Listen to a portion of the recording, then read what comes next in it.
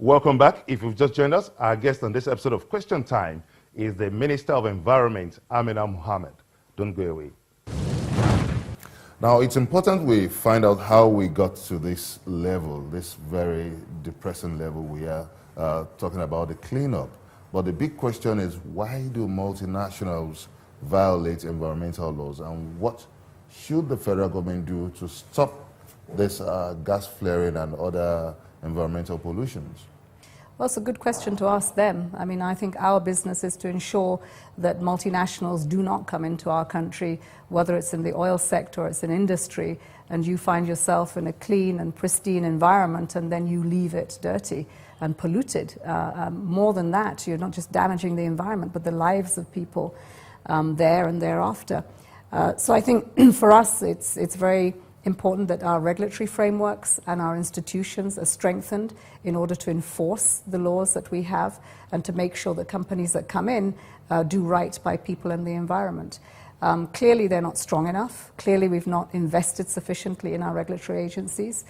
We have to train better, build better capacity to be independent. And I think that that's what this administration wants to talk about, is about the rule of law, strengthening governance, institutions to do the job, and remembering that people are very much a part of this. Now, let's look at the construction of the Calabar Superhighway. There have been environmental concerns raised on this. What is your ministry doing about this? Well, there have been a number of concerns, and I think they're all legitimate concerns when you are taking pristine forest, a national park that is a heritage for us and perhaps a heritage for the world, and it's a threat, then everyone is going to ask the questions of what the government's doing about it. For us in the Ministry of Environment, it's very clear that before you do anything like this, there has to be an environmental impact assessment. And for that particular project, and I will underscore that there has to be a delicate balance between development and protecting our ecosystems. And so that's why the environmental impact assessments are so important. In this particular project, the President did actually do the groundbreaking for this, and an environmental impact assessment was given for the groundbreaking alone. But the process itself still has to be adhered to.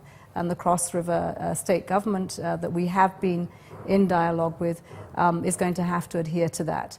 Unfortunately, I think there was a lot of enthusiasm and wanting to start perhaps before the rains and other considerations have gone ahead of that process, to the extent that we as a ministry have had to put a stop notice in place for any more work to happen. In dialogue with the Cross River state government, yes, of course, damage has been done and places have been cleared. That has to be remedied, and we hope that that will happen. But I think the assurances have to be that, A, this road doesn't go through the national park, as was so communicated. It does go on the outside of the national park. We have to make sure that there is a buffer zone so that we are not affecting it. We have to look at the setback of the road, which has been a big issue. Is it 10 kilometers or is it 90 meters? What is it? These will all come out in the process of the impact assessment. And I think that's what's important, is that we adhere to processes and the rule of law, and everyone at the end of the day will be happy. Now, let's look at the sanitation concerns now. We have a very scary and depressing statistics that just 29% of Nigerians have access to basic sanitation. What's the position of the Ministry of Environment on this? Well, I think the first time we came to the Ministry of Environment was to create a narrative that really spoke to the challenges that we have today, defining that we do have to protect the environment, we've got to empower people, and we have to take climate action. And I think one of the first things we collaborated with the FCT with was on Sanitation Day.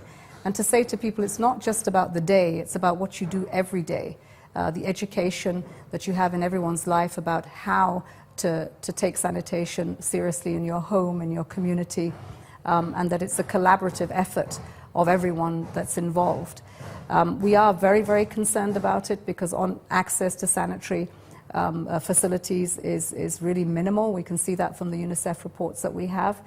So to try to increase that, to bring a campaign of awareness, to partner with business, to see how we can put, for instance, public toilets in places where you can begin to catch people and their habits. whether it is marketplaces, it's public parks, it's schools, it's hospitals, everywhere you know that community comes together, and the one thing that we all do is go to the toilet. And how can we make that not just something that we park in the corner as a dirty effort, but that we bring it in, that it has to be about sanitation, cleanliness, health, education. And again, it's about the environment, and it's got to be clean and healthy for people. We hope that we can bring the two together, that we can be clean and we can be green. That will be the campaign that we try to provide for through the next 3 to 4 years. Now, when we look at the conditional agreements of climate change deal that you raised, it's also important we consider the palliatives. From the reports at our disposal, we understand that developed countries have pledged $100 billion as intervention plan to fight the climate change challenge. So how does this affect Nigeria?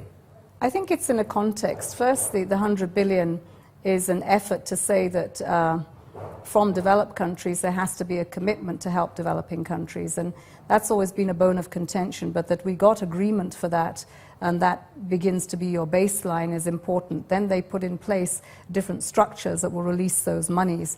So whether it's the Climate Change Fund or the Green Fund or other private investors that will have the backing to do that, it means that we can do that for solar power. We can do that for cleaner coal if we want to do so. If we need to look at ways and means of ending gas flaring and using that for domestic use, that all needs investments, and those therefore would be more available from the financial system than they would have been otherwise. And so I think that's what's useful for us. But let me just say that, you know, 100 billion is not what we need. We need trillions of dollars to develop the world and sustainable development. So these are all, I think, good signals that we signed on to that, you know, quite frankly, for decades we've been talking about, and for once we got the actions for that. What are you doing to tackle the receding Lake Chad Basin? Well, that was one of the major meetings that happened around the table with not just African leaders led by our president on that issue, but also others who could be potential investors. France was certainly there, so was the UK, and others. Clearly what has happened to Lake Chad shows that over time climate change very much is a reality. The livelihoods that have been lost, the fact that you've lost them have exacerbated issues of conflict around that area. And so we're looking at how we could possibly recharge Lake Chad. It's expensive endeavor, but I think the benefits of recharging it far outweigh what we're facing right now. You'll know that's in the northeast of this country, but it has the effects of, you know, also spilling over to Cameroon, to Chad. And I think, you know, for us it's an investment in people, it's an investment in not just stopping the desertification and the drying up, but actually reclaiming it. So recharging is one, reclaiming the desert around it is another way of generating, again, livelihoods and an economy there. You can also join in this conversation by sending your comment on our various social media platforms showing on your screen. Coming up on Question Time. What is the federal government's response to current heat waves? Find out from the Environment Minister, Amina Mohammed, after the break.